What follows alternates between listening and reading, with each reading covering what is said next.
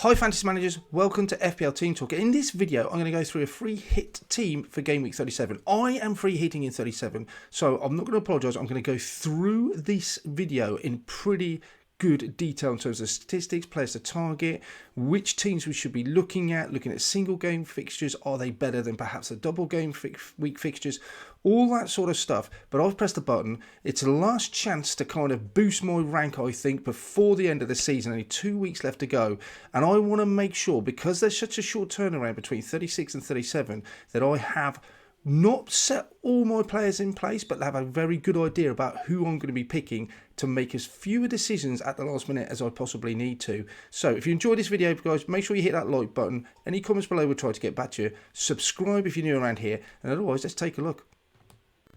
So on screen, we've for game week 37. So it is a double game week. We're going to have a look at some of those teams that are doubling in a second.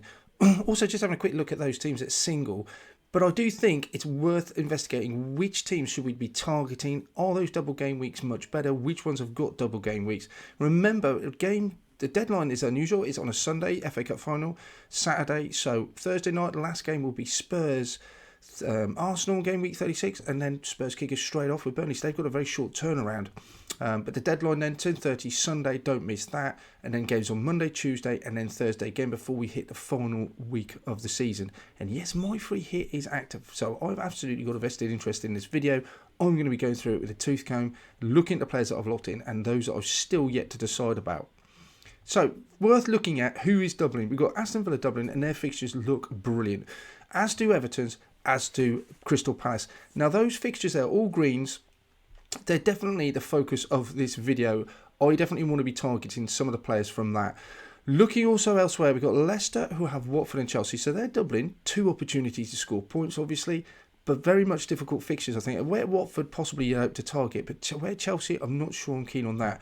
Burnley, even though they're fighting for their lives, have so much to play for, which not every side has at this moment in time. Difficult fixtures. Away at Tottenham, I'm not sure I would give that Villa fixture a green, but they have done on the FDR index on the FPL site. Given that Villa have just beaten Burnley fairly comfortably at Burnley, you'd wonder how difficult and psychological damage that might have done to Burnley. But we'll wait and see. But the teams that I definitely want to be targeting there, Villa, great fixtures, both at home. So are Everton's, whose own form is good despite their predicament. Palace, still a good side, good defensively especially. Villa and Everton away. What I don't like about the double game week, but it's inevitable and can't be avoided, is that I'm going to be choosing some players that are just going to be playing against each other. So I don't like that, but I think I'm just going to have to bite the bullet. Maybe try and tweak some attackers and defenders to see if I can maybe go almost double jeopardy and predict what's going to happen. But those are the teams doubling, and clearly the focus got to be Villa, Everton and Palace. It's worth looking at because, as we all know, I don't need to tell you, some single game week players can definitely outscore double game week players.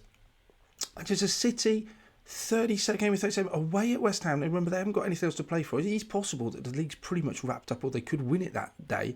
Liverpool away at Southampton, a great fixture. I think given Southampton's form recently, that's a game you could possibly target, but they've got 2 other trophies to aim for. Tottenham's is the other one. Burnley at home to Burnley. That could be worth putting single players games in, game week players in. Not sure about Arsenal away at Newcastle. I think that's quite a tough fixture to go for.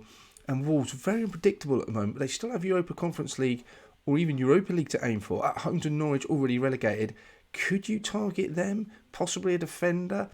Not sure. Looking at it, the only other one would be Chelsea. They're at home to Leicester. I'm not sure, again, I could trust that fixture too much in rotation. You could certainly put a Manchester City or Liverpool player in there. I think there's going to be difficult games both away from home, so I'm not sure I'll be 100% looking to target those.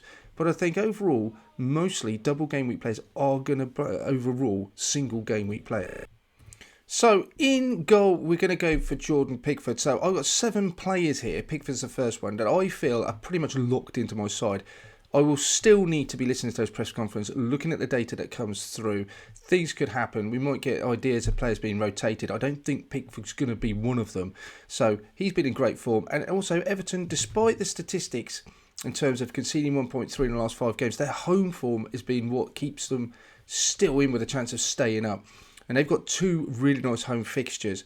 1.3 in the goals conceded expected in the last 5, not great at all.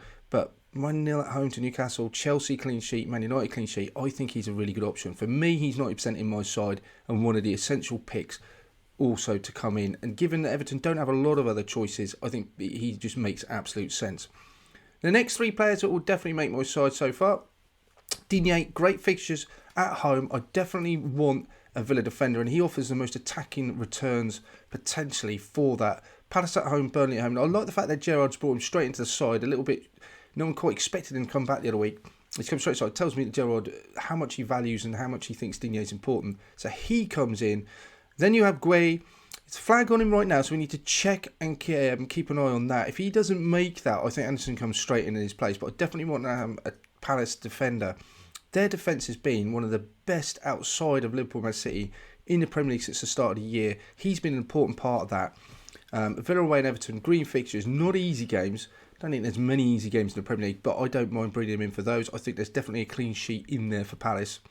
And the other one as well, anything that scores, any goals that they come through, Zaha, goal involvement, his underlying stats look great, as we'll see in a minute. On pens, I think he has to come in. Digne then 0.8 in the last 5, not bad at all from Villa. The defence has definitely strengthened since Gerrard's come in. In terms of attack and return, probably slightly disappointing in terms of his underlying stats over the season. Probably expecting more from Digne, but on a lot of set pieces, if he gets an attack and return, that's a real bonus. But I'm expecting at least 1 clean sheet from Villa with those 2 home games. Gueye, not much attack and turn at all. Again, even better defensively though. That's what he's in there for.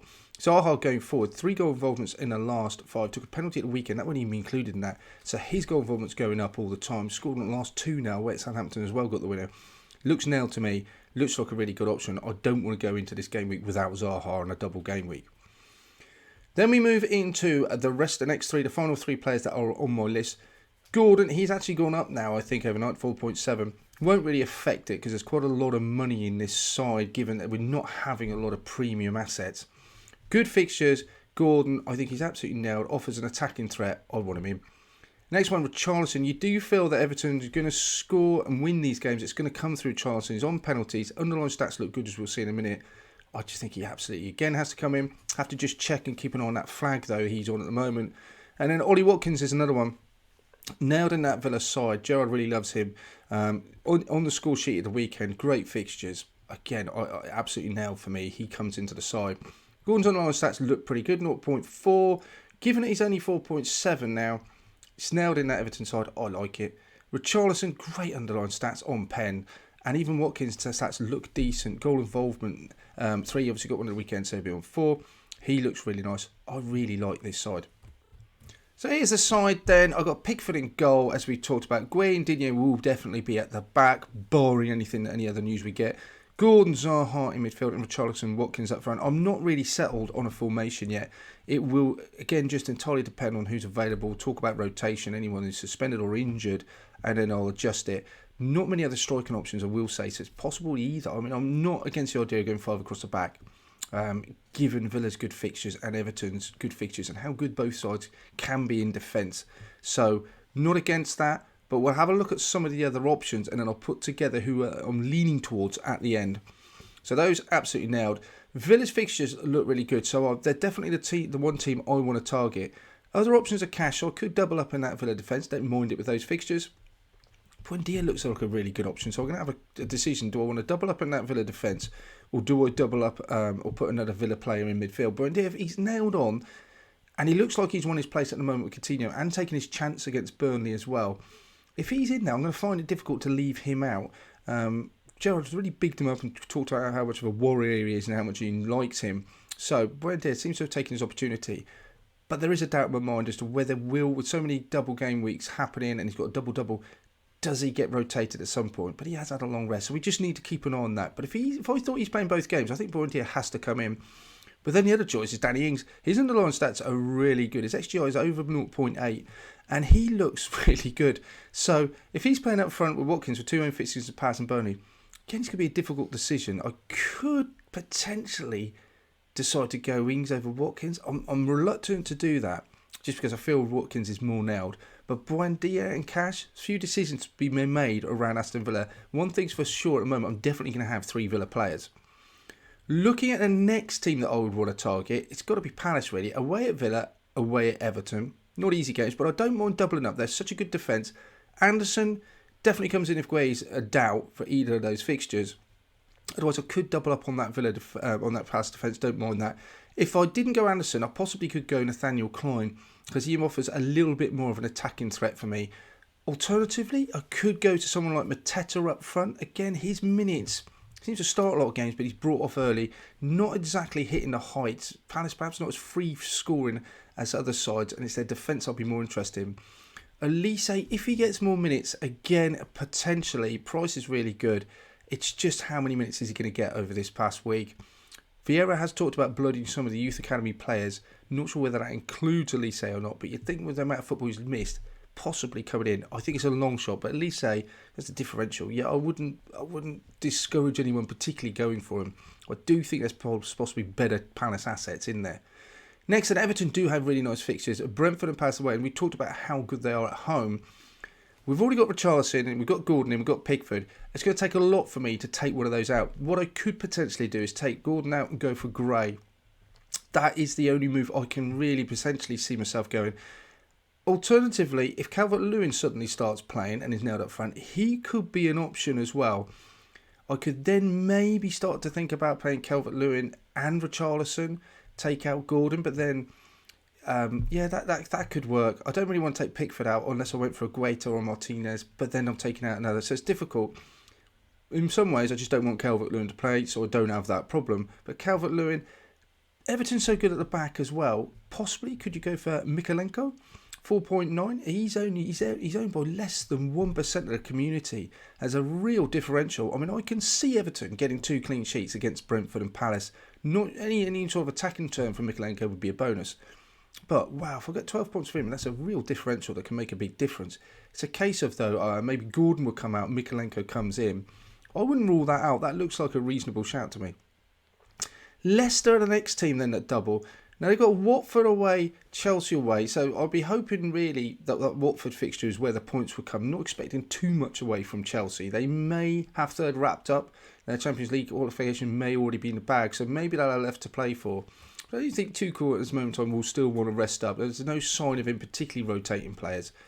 Maddison, if I thought he was playing both games, or I knew that he was going to play that Watford fixture, I think he would definitely be tempting away at Watford. Last game for Watford, home game, Hodgson. I'd like to think that Watford will put up a big fight and it will be a last hurrah, but I'm not sure whether they just have the ability or whether the heart's there. Harvey Barnes is an option as well, but apart from that, I don't trust the Leicester defence. There's not many other options that I can really put my sort of really nail it down. I haven't got a lot to play for. They've been a little bit underwhelming in the league. Even Maddison's starting to dry up in terms of his returns. So Leicester and those fixtures don't really particularly appeal. I think there's better options elsewhere. Lastly, Burnley, so much to play for. Tottenham away, difficult game. Villa away, they've just lost 3-1, so that's going to be difficult. Weghorst is an option up front, and I think Cornet. Apart from that, I don't think I could trust that Burnley defence. You've just lost Tarkowski. He came off last game, so you have to keep an eye on that. And Me isn't playing because obviously he's part of the management team now and he's injured. So they've lost a few players. It looks difficult to be able to really say anyone that I'd like to take from that Burnley side. That's it for this one then, guys. Thanks for watching. Don't forget to hit that like button. Subscribe if you're new around here as well. We'll come straight back at you later on in the week. We've got watch list, team selection, and we'll have an update because I'll be free hitting. So this is not going to be my final side, but I will press that button, lock this side in for now. But there'll be lots of information coming throughout the week. So best of luck with the rest of your double game week 36. In the meantime, speak to you soon.